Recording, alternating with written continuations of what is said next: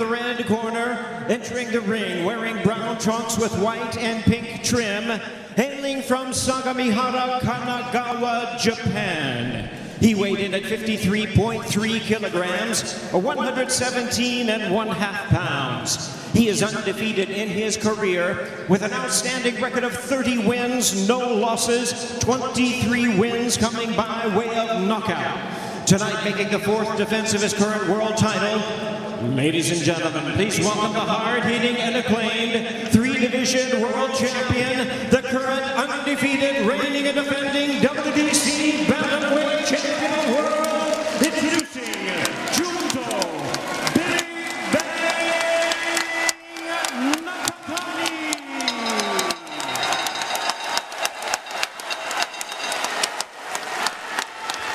And his opponent across the ring, ready to go, fighting out of the blue corner, wearing white trunks with black trim, hailing from Osaka, Japan.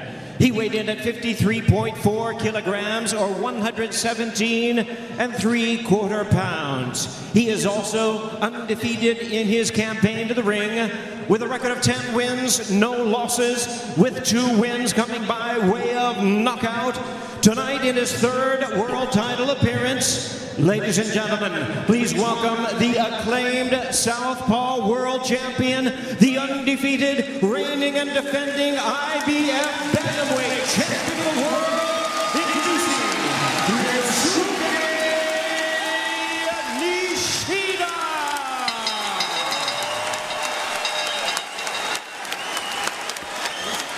Once again, a referee in charge, now to give instructions, Yuji Fukuchi.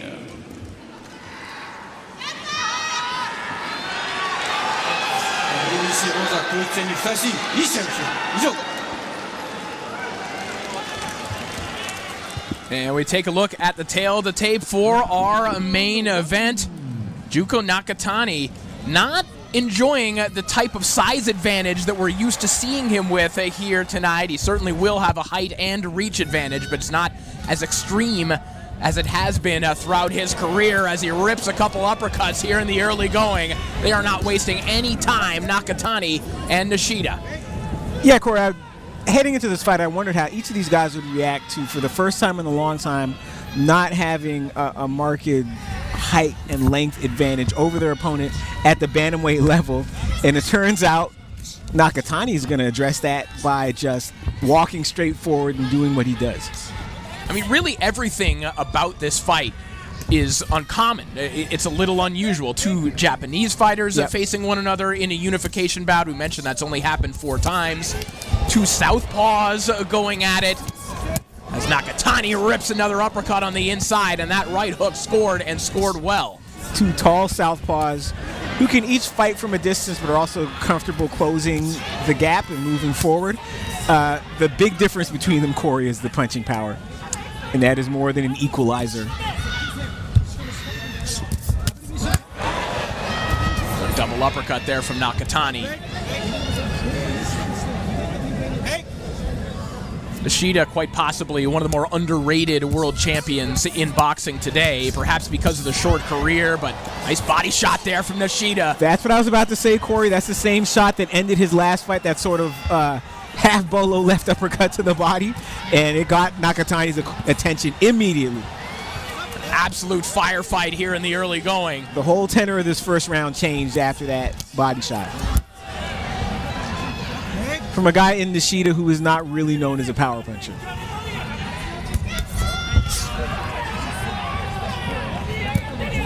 The greatness of Nishida's offense is in its simplicity, yes, and really how fast to the target it is. He is tight, he is compact. And that was one of the questions in this fight. Can he get to the body of Nakatani, and can he do work on the inside without paying a tax that's too hefty? You see him, he went back to that punch because there's an opening for it. There's a lane for it. And until Nakatani makes the adjustment, he's going to keep throwing it. And that punch naturally opens up the lane, too, for his right hook. To Nishida's right hook. On the inside there from Nishida. Lands a chopping left hand, and they trade shots on the inside. Nishida doing what no one else has seemed to want to do, and that's just stand toe-to-toe with Junto Nakatani. This is what you want a world title unification fight to look like. As maybe the most underrated world champion in the sport today. And part of that, of course, is all the talent, the shadow of the talent in the country surrounding him, also in the division that he's within, and then the shadow that looms over this fight. But you look at that first round, Morgan, and don't print those tickets for Nakatani in a way quite yet. And we have seen this happen so many times in boxing. We just saw it happen last week with Caleb Plant losing to Armando Resendiz. Is you think you're setting up some semifinals and you think you're building up to a final 6 or 9 or 12 months away, and one of these other fighters has other plans. As short as Nishida's career has been, you look at the wins that he's piled up. Of course, the title defense last time out, the title winning effort against Manny Rodriguez. Good shot there from Nakatani. That early career win against Daigo Higa. He's done a lot in 10 fights. He deserves to be here, and it looks like he belongs right now. Daigo Higa, that was 12 rounds in his third pro fight. If you're looking for an illustration of how quickly this guy has moved, how quickly he has developed, and how thoroughly. This is what Nishida could do. He can just wedge his way to the inside with that tight defense, the short shots, and the good body work. Nakatani trying to pierce through that with those uppercuts. He's had some success in doing so. But Nishida could do that very well. He can catch shots on the elbows and counter right off of them. Good clubbing shot there from Nakatani. And I'd expected a lot more of a boxing match, at least in the early going, partly because I believed what Nishida told our man Anson Wainwright from the Ring Magazine. I think that taking a measured and tactical approach against Nakatani is the way to result in a victory for me. That's a big left hand over the top. That has been a fight-ending shot throughout his career for Nakatani. I was going to say, in this, aggression is a tactic, but I would not describe it as measured. He has decided that the best way to Nakatani is through Nakatani, again, which is a tactic most people will not employ for very good reason, because he's such a thunderous puncher with that left hand. Big left hand over the top. Excellent timing there from Nakatani as he triples up on these uppercuts twice. You notice what happened when Nakatani landed that overhand left was that Nishida was trying to throw that left uppercut to the body again. And Nakatani just timed it. He knew he'd get him leaning. Nakatani countering Nishida's best shot with his best shot. So even in the midst of even in the midst of this brawl, there's a fascinating tactical back and forth happening.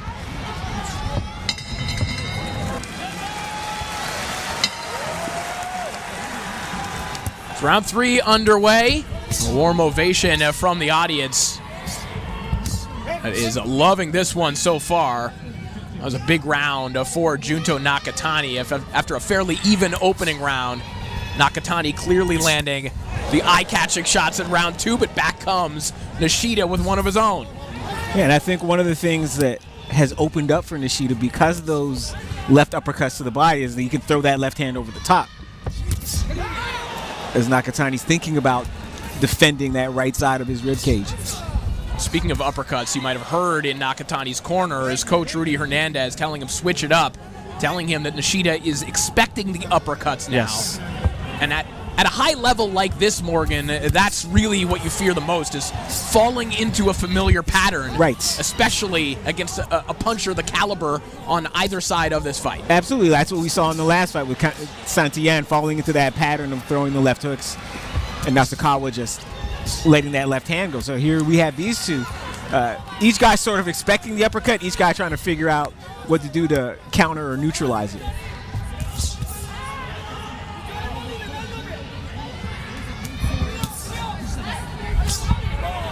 There's an intensity and a tension about this fight that the crowd is really latching onto already. You can hear the screams when these exchanges start. Yes.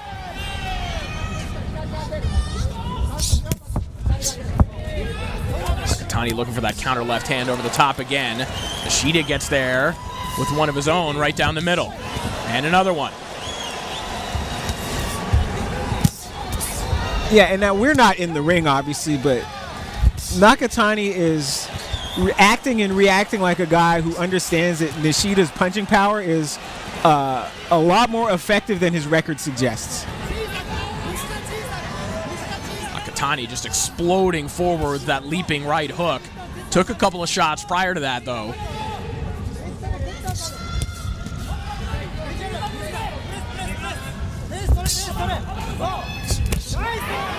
Counter to the body there from Nakatani. It's a hard shot to land on Nishida with that super tight guard. Those elbows go all the way down to the waistband.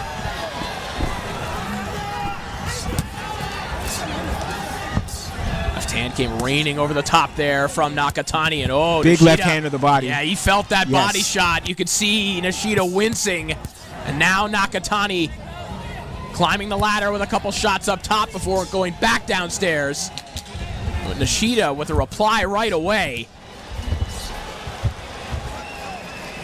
And that left hand to the body was a sort of shot Nakatani's been looking for. Maybe not that specific shot, but the shot that's going to make Nishida think twice about what he's doing. It's Nakatani first off the stools as round 4 begins of what has been a fantastic title fight so far. Right, and the other subplot that's developing as we begin the 4th round is which of these fighters deviates from this furious early pace either by choice or by necessity. But it's hard to imagine two guys fighting this fast, punching this with this frequency and this much power for 12 rounds without somebody deciding they need a break or without somebody breaking. I mean, we thought that the last time there was a Japanese unification fight between Kenshiro and Saigo Yuriakui. It did not slow down, and thus far, this one hasn't either. Well, what happened there was Akui went from a furious pace to a even more furious pace, and then Taraji matched it. So there was a deviation from the pace. It's not the one we expected. Good inside work here from Nishida as he lands a nice chopping right hook up top. And a big left hand over the top there, too.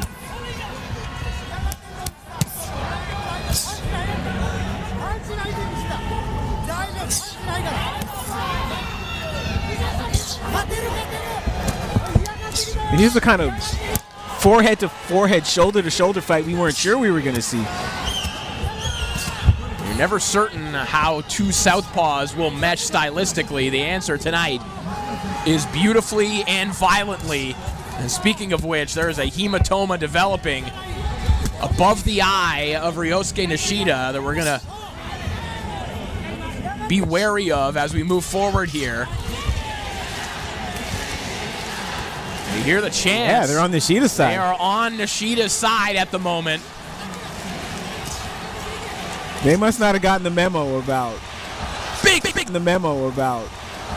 left hand there from Nakatani. That one forces Nishida to take a brief step backwards. Yeah, and that's for the second time tonight, Corey. There's been a big left hand that has caused Nishida to think twice about what he's doing.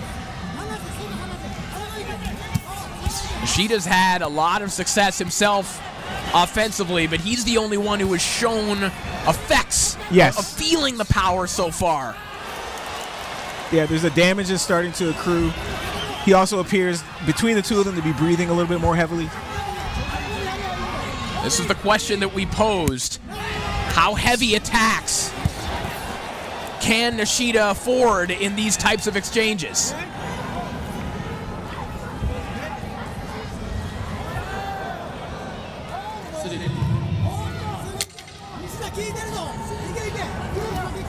But look at the eye of Ryosuke Nishida. That is a big problem, and that left hand right on top of it is not helping matters.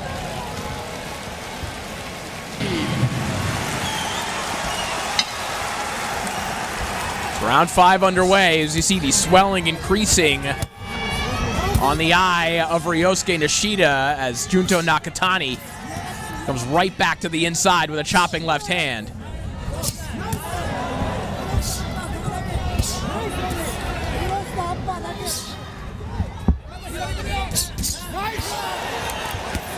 Good shot there from Nishida, but back comes Nakatani with a quick combination. And there's Nishida again, starting that sequence. That left uppercut to the body again opens up some more of his offense.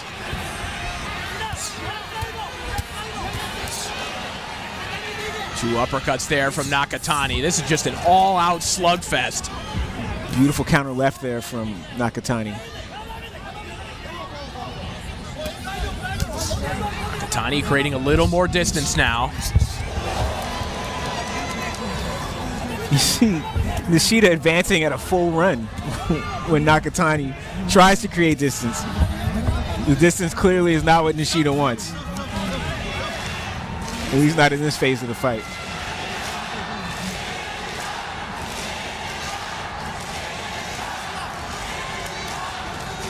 It's like Nishida being warned for the use of the head, a little bit over-eager perhaps. Right.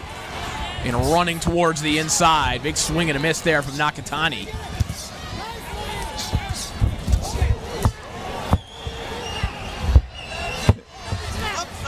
And clearly Nishida came into this fight thinking that the left hand to the body was what was going to make his offense work. You've seen him throw it straight as well. Nakatani tries to turn the corner with a right hook, but he got caught with a better one there from Nishida.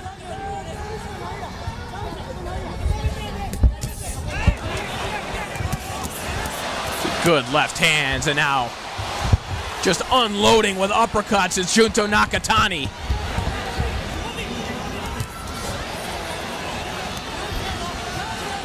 See Nishida blocking some of those, but that eye is nearly closed, Morgan. And again, big uppercut that again. difference in punching power. Nishida can try to will these punches away, but they're taking an effect.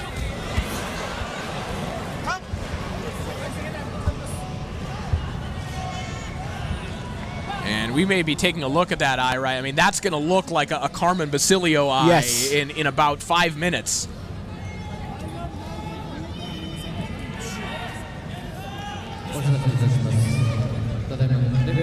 But he will pass the diagnostic test. And we are back to action.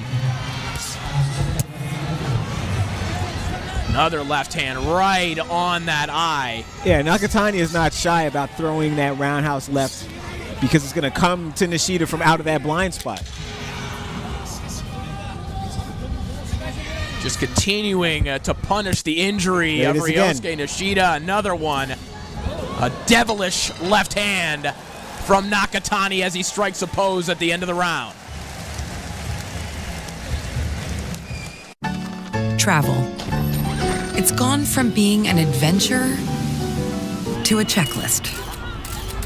But the world is still full of wonder. You just need a better way to find it.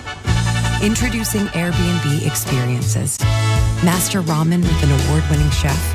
Dive into underground jazz with a renowned bassist. Or see Notre Dame with her. She helped restore it, by the way. Don't just see a place. Experience it.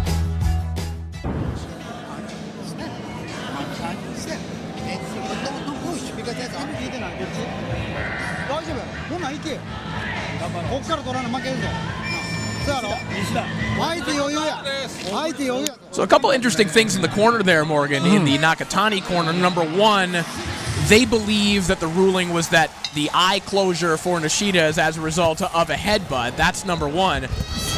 But number two, they're telling Nakatani, stop running. I don't know what their standards are for activity per round, but apparently it wasn't enough for Rudy Hernandez's liking. I wouldn't call it running. As I said, I've seen one guy running, that's Nishida. He's running forward. But Nakatani has not retreated except when he got hit in the belly with that uppercut. But look at him now. He's coming forward. Nishida takes a knee there. That obviously an entanglement. But the body language of Nishida looking a little more haggard here in the 6th round, and understandably so. The other thing you saw in between rounds, the smile on the face of Nakatani, the difference in body language here. There's a really frightening level of joy that Nakatani seems to be taking in what's happening right now. From this combat, exactly. And look at Nishida right now. To your point, Corey. Looking haggard, not quite exhausted, but looking like somebody who understands that he might be running out of answers. Trade hooks on the inside. Nakatani just cranking them up, and he cranks the head of Nishida another direction there with that one.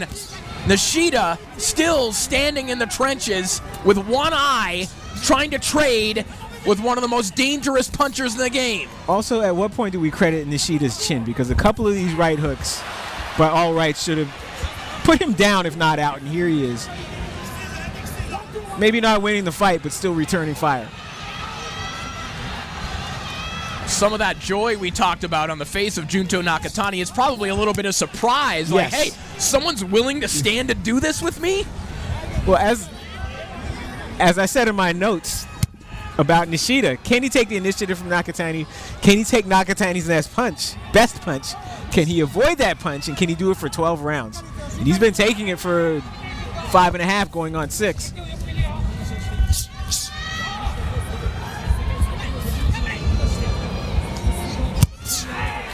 Beautiful right hook there from Nakatani as he dances out. Well, this corner's not going to like that dancing, Corey.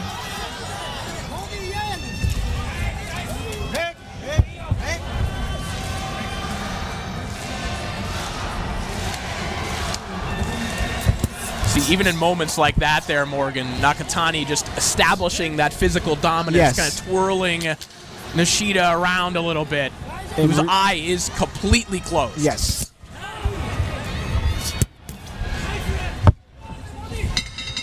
Another round in the bank, another smile from Nakatani.